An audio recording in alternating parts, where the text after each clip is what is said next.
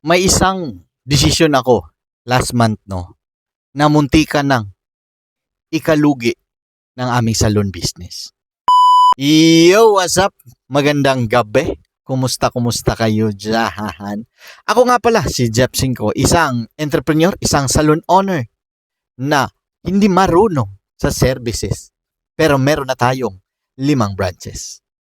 At ngayong gabi, pag-uusapan natin no, na mga desisyon no, na ginawa ko sa aming business last month na muntikan na kaming malugi. Ikwento ko lang sa inyo, no. Last month kasi, no, sa mga nakakapanood sa vlog ko, o kung naka-follow, last June, may challenge tayo na magbukas ng isang branch ngayong taon na to.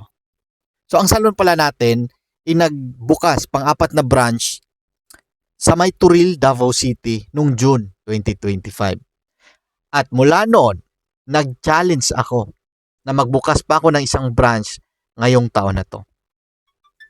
At dahil nga sa challenge na yon, doon kami nagka-problema. No? Last month, November ng katapusan, meron akong pinost, no? Ito kasi yung challenge ko na magdadagdag ako ng branch ngayong taon na to. So naghahanap ako ng pwesto, naghahanap ako ng area kung saan makakapaglagay ako ng isang branch ng salon.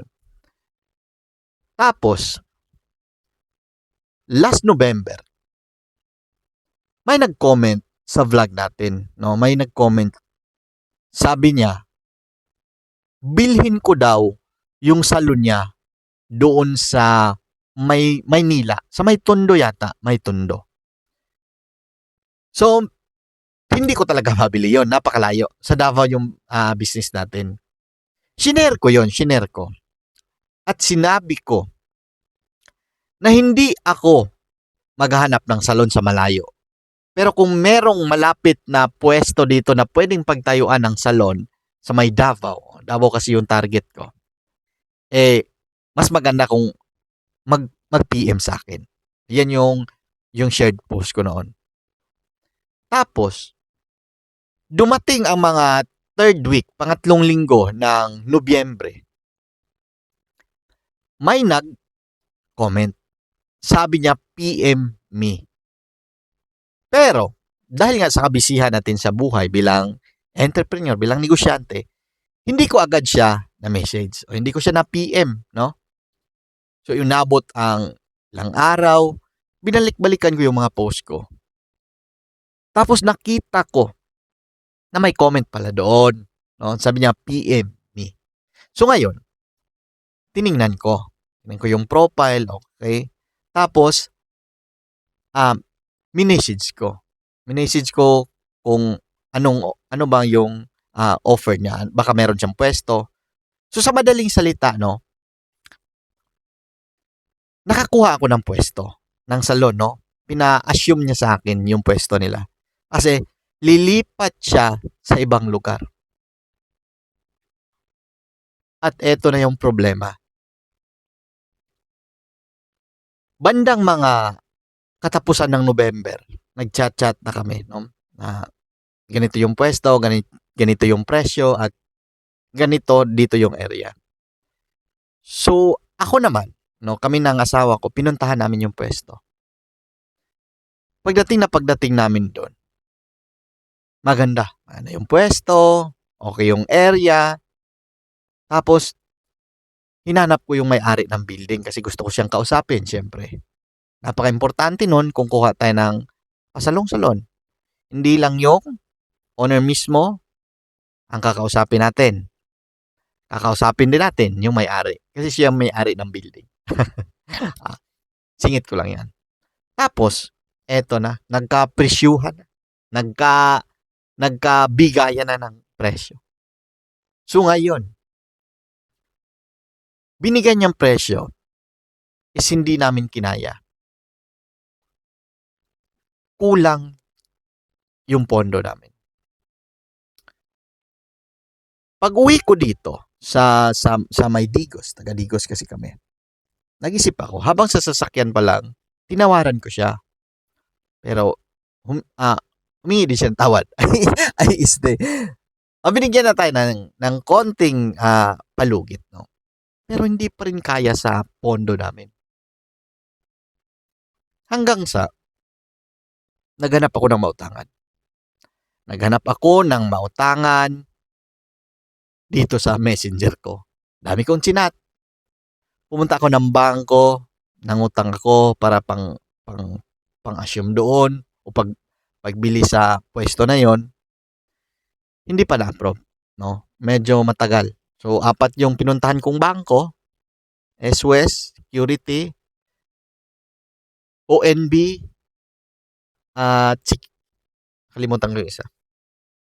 EUB. Yan. So, hindi siya agad-agad na-approve.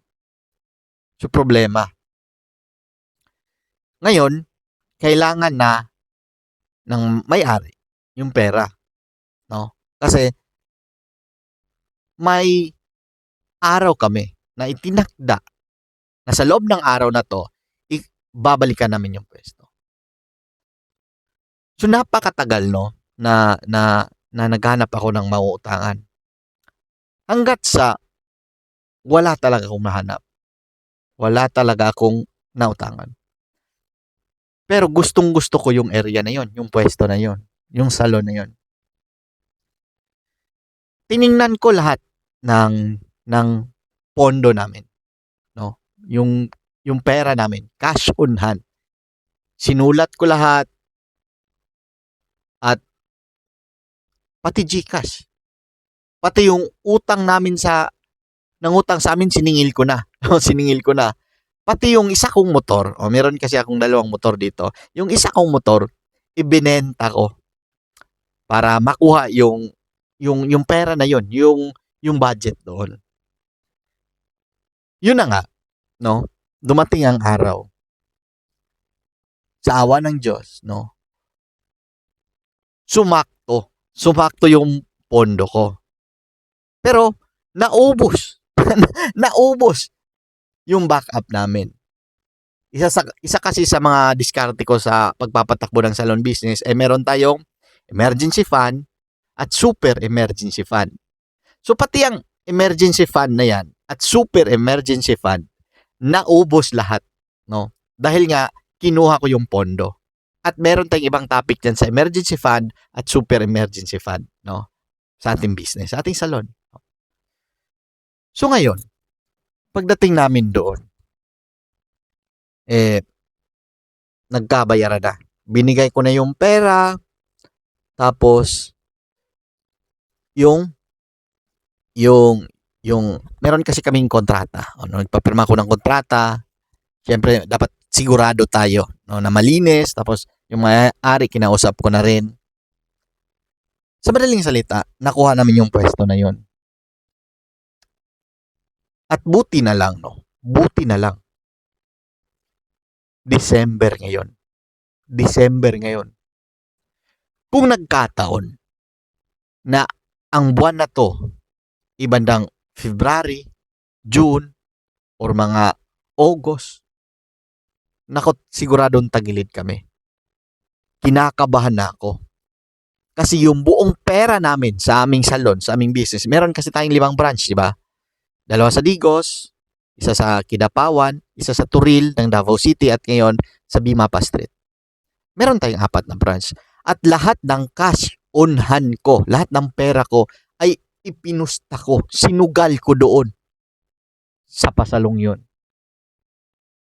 Buti na lang talaga. December ngayon. At nakaraos kami. Nakaraos yung muntika na sanang matuyuan, no? Matuyuan ng ikot ng cash flow. Muntika ng malugi, no? O muntika ng magsara. Kasi kung nangyari yon ng mga bandang mga August, nako siguradong matutuyuan tayo ng benta. At pag nangyari yon, no, maapektuhan lahat. Kasi kinuha ko yung pondo na pambayad namin ng renta sa branch namin sa Kidapawan, branch namin sa Digos. So wala akong cash on hand. Wala talaga kaming pondo. So laking pasalamat ko no na nakasurvive yung business namin ngayon. At eto pang problema namin. Wala akong nautangan. Diyos ko naman. Wala akong nautangan. No? Wala kaming nakuha na ng pondo. Pero dahil sa desisyon kong yun, no, nagbigay ng malaking aral sa akin na napaka-delikado yung ginawa kong diskarte. Kasi kung nagkataon na humina yung benta, o mahina naman talaga yung benta ngayon, pero kung nagkataon na mahina yung marketing namin, yung sales namin, nako, sigurado na kamot ulo na tayo ngayon, di ba? Sigurado maapektuhan yung mga branches natin. Pero nagpapasalamat pa rin ako sa Diyos, no, sa Panginoon na bigyan tayo ng mga customer ngayong taon na to, ngayong buwan na to, no, at nakatawid yung ating negosyo. Hindi pa siya ganoon kasi may mga bayarin pa pala. May 13 month, tapos mga bonus sa ating mga tauhan. Pero at least man lang, no, nagpapasalamat ako dahil nakalagpas ako doon sa biglang matuyuan ng cash flow. At sa mga nagbabalak pala na gumalaw ng ganito, no, huwag nyo tong subukan, lalo na kung baguhan pa kayo. Baguhan pa kayo sa ganitong business.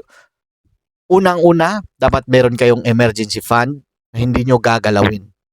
Pangalawa, meron kayong super duper emergency fund na hindi nyo ulit gagawin. Para saan yung mga yan? Magba-vlog ako tungkol sa ibang topic dyan. At yun nga pala,